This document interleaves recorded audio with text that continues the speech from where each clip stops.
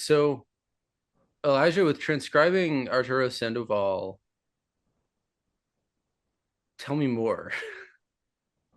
Is it written down, or is it just kind of like you learned to play it? Or Yeah, I just transcribed the bit here, the first chorus. I didn't transcribe the way he plays the head. Mhm. Like I know the head, but I Yeah, just yeah, totally. frankly just bypassed that.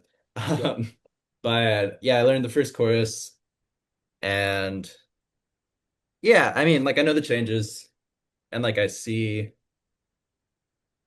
like there's certain like patterns that he repeats and stuff, just like stuff that's obviously his language. And yeah, I just did the first chorus. Not for any particular reason, yeah, yeah. but just yeah. So Word. Would I be putting you on the spot too much if I asked you to play it? I can play it slow. Yeah, It's yeah. probably going to be mistake ridden. That's Um, fine. Yeah, let's see what it's like. it's the sort of thing where like I have the notes, but not the The muscle like memory yet. yeah, exactly. Have you done a lot of that, like speeding up, like getting it to like tempo? Um, I frankly haven't done as much transcription as I would like to. Like Hmm. in college, we would have to do like one a semester, and I would put it off to the last minute to be totally honest as well. Yeah, yeah. So, this is something I'm really trying to fix about my playing at the moment. Yeah, yeah, totally. Cool. So what I did when I was in the class where I had to learn like two bebop solos a week for like a year. Which is nuts. Yeah, I mean, where we had to learn, it was usually like one or two choruses per solo. But that was just my Saturdays. Mhm, Basically, I would just loop it. Like once you mhm. can play through the whole thing, or once you can play through half of it, Mhm. loop it at like a slow tempo. And again, timers and stuff are super useful here. So just play it Yeah. at the slow tempo for like 5 minutes, Mhm. increase very slightly, and so on. Yeah. And you want to get to the point where when you're repeating it, you feel like you're like watching yourself play it Mhm. instead of like thinking about Totally. all notes. So that it's just It's like your body is moving and you're just watching your fingers move and you're mhm. listening to the recording and you're hearing the sounds. Yeah. And then when you're in that state, if there's a part that's more difficult than everything else, where maybe there's some kind of technical adjustment that you need to make, Mhm. then it'll become clear because as it comes around to that part of the chorus, you're like, oh, here's the hard part again. You know, Yeah. cool. Yeah. So let's Cool. give it a go. All right. We turn on original sound. Original sound. Cool. You hear that? Nice. Yeah. Cool. Okay. Uh, oh shit. Also, Aaron, Can actually, really you? quick, I'm gonna send you a quick link to something. I've got a bunch of free stuff here, Mm. which I'm just gonna drop in the chat. Oh, cool. Cool. Yeah, and once you request a join, I'll see it and I'll add it to it. Cool. All right. Real quick, can you hear? Do you hear the recording? Yeah, yeah. Cool. All right. Sweet. Let's do it.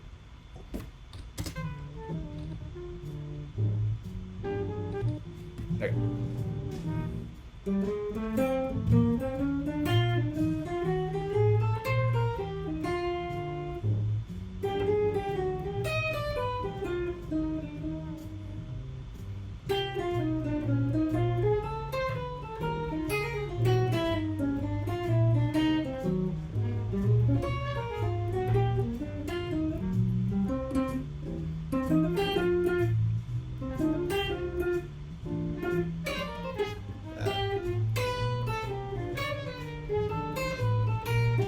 Yeah. And that's the first chorus. Okay, cool. And Yeah. what's the tempo that they're actually playing it at? That's a good question. This is YouTube at zero point 0.7 speed as well. Okay, yeah. Can I just hear it at full tempo for a second? Yeah.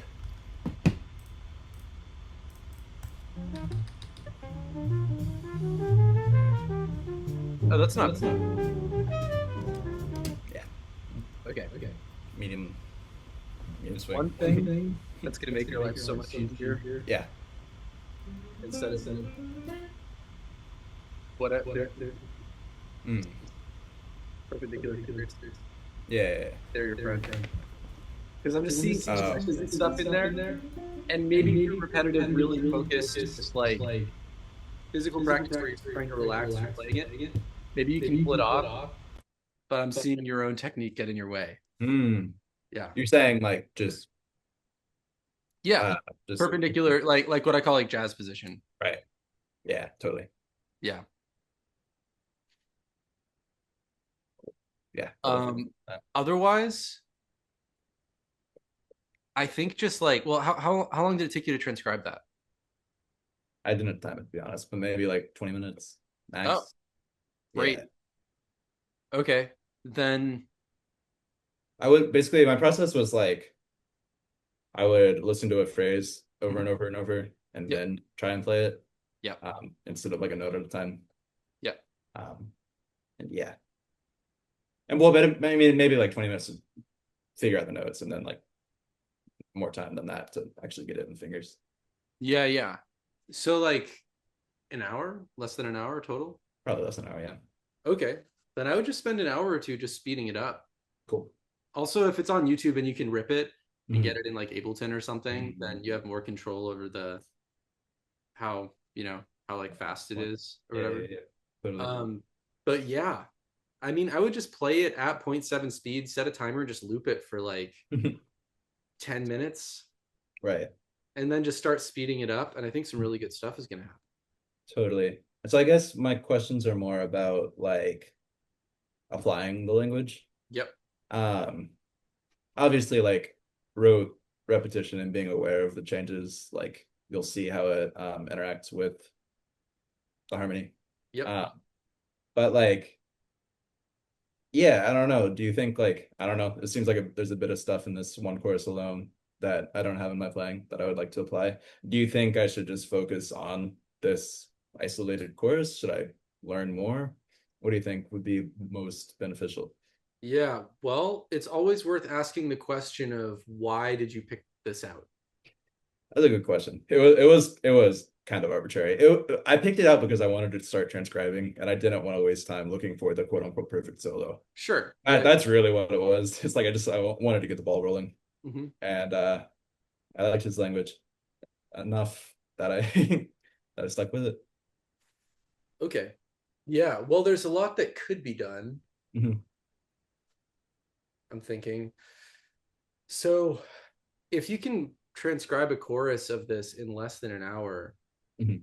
there's an argument to be made for just like learning tons of solos, Yeah. tons of choruses on tunes like this, or like Sunny Side of the Street, Mhm. learning Sonny Rollins solos, Yeah. That's a and great record. trying to do two choruses every day off or something. Mhm. And that will change your playing. I mean, I got Yeah. so much from there's a period of time where I was transcribing a chorus of Jim Hall every day, Mm. or a time where I was Django Reinhardt takes a lot longer to transcribe than Jim Hall, or like technical Sure. player. But there's a lot to be said for that. And the Mhm. benefit that comes from a lot of that is that, it's like language immersion. It's like if you spend 2 weeks in Paris, you're going to be way more comfortable ordering coffee. You just are because you were Mm. just there and you've just been speaking the language. It's just going to be in your fingers. And so there are a lot of things that are going to come together that way. They're going to be super helpful. I don't Totally. necessarily think of you as having time problems or like rhythm problems or like phrasing problems, Mhm. but by learning a lot of solos, your phrasing is going to really change, or rather, Mhm. it's going to deepen. Mhm. And all these little musical decisions that you make right now are going to be much more sort of like seasoned or like um I'm trying to use a cooking metaphor. I'm just not going to do that. But like you're going to be able like there's just going to be so much more embodied memory that's informing all of your decisions. It's going to be really profound. So that would be an argument for just learning a lot of solos. Totally. I think that's less of a harmonic thing. It's more of like a feel thing Yeah. and a phrasing thing, which is really important. There are some pretty cool harmonic twists and turns in this. Like this was in E flat, right? Mhm. Okay, yeah, because what he was playing over that is completely different than what I would play over that. He's Totally. doing a lot of harmonic things that are like not in my language. Yeah. It's So so chromatic. Like, yeah, yeah, very like slippery, like a different sort of chromaticism that I would like normally attribute to like bebop players. yeah, totally. Yo. Yeah. Well, and yeah, Joe, welcome. Hey Cole, what's up? We're talking about learning bebop solos. Nice. Yeah, Cool. cool. And have you met? Well, so Aaron is just kind of stopping by to see. what it's like. Okay, cool. Yeah. But you've met Hayden and Elijah, right? I've talked to Elijah and then Hayden if we've met. It's been a while, so I personally have not met you, Joe. So it's nice to okay. meet you. Nice to meet you too. Cool. Well, yeah, Hayden, it's good to have you back on the call. Okay, so we're talking about the benefits of, or different reasons to learn different jazz solos in different ways. And then after we get through that, I'll kind of ask you what's up and what you want to talk about, and we'll kind of add you to the itinerary. So basically, we're talking about the benefit of learning a lot of bebop solos, which is mostly about phrasing and like time feel. And there are a lot of things just with like relationship to the fretboard that are just going to feel more intuitive once you've like done it a lot. And I think for Elijah, even just repeating this chorus, getting it up to tempo, there are so many little things that it's going to change. Like especially with the parts where he's playing like double time, like phrases that are really note dense. As you bump that up to tempo, there are probably a lot of really small things that you're going to figure out that you just wouldn't be able to figure out without trying to figure out a specific piece of musical phrasing. And I know that when I was learning a lot of jazz solos, my picking changed like a lot. Yeah. Like that's kind of how I learned to sweep, like because it's just a way to get a string of notes very, very quickly. So that's going to be really cool. And so yeah, so that's one of the things. And if you check out the playback, you'll get to hear everything else that I said about this.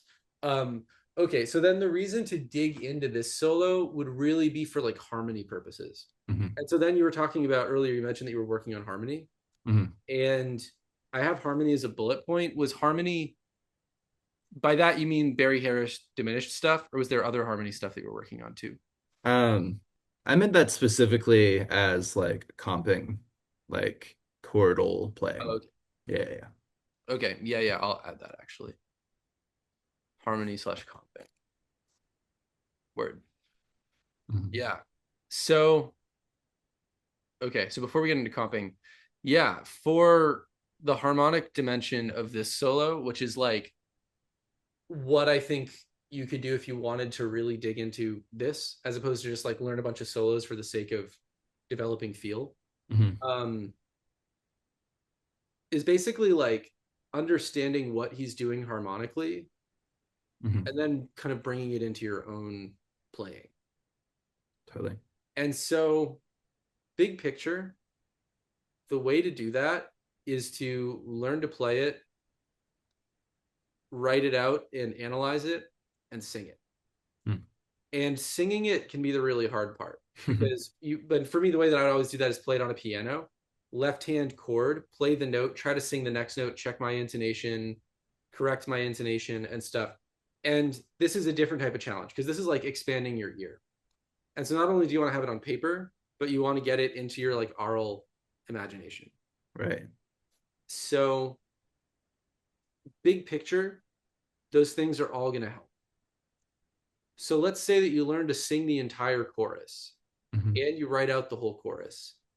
Now there's like so much stuff that could be done.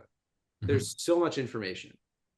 So from there, and I mean, this could be never ending. You know, you could spend 2 years trying to internalize, or maybe not 2 years for one chorus, but you could spend 6 months just trying to really profoundly internalize every little part of this. But I would say pick 2 moments that you really like in the solo.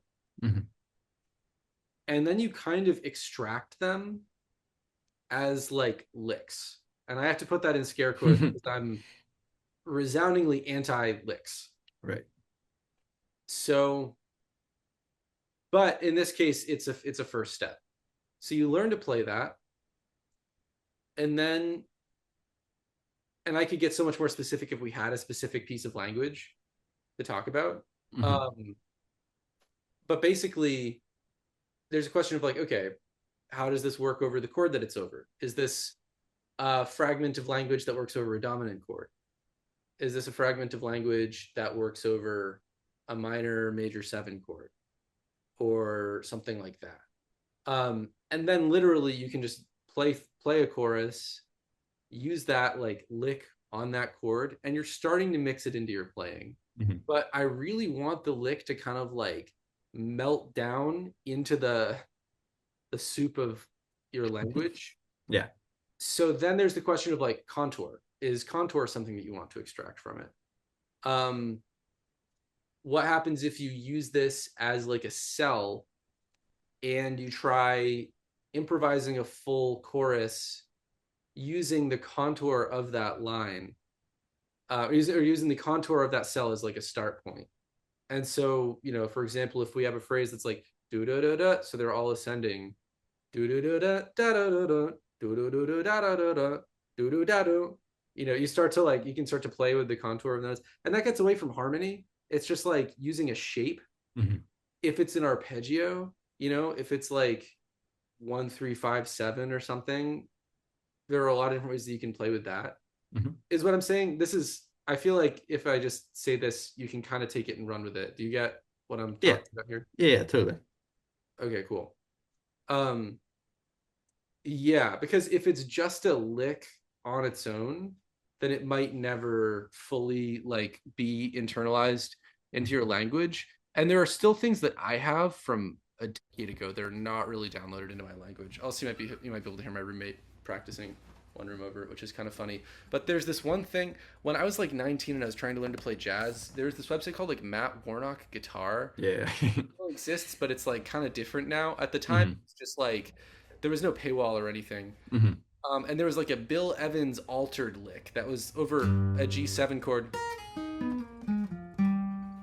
So it's like sharp 9, flat 9, sharp 5, 3, sharp 9, flat 9, 7, 1.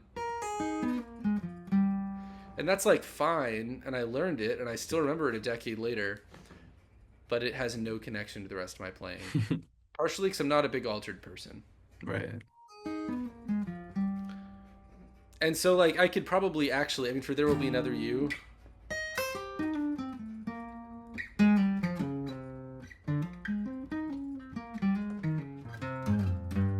Like, now I'm improvising with the contour in a way that sounds like that.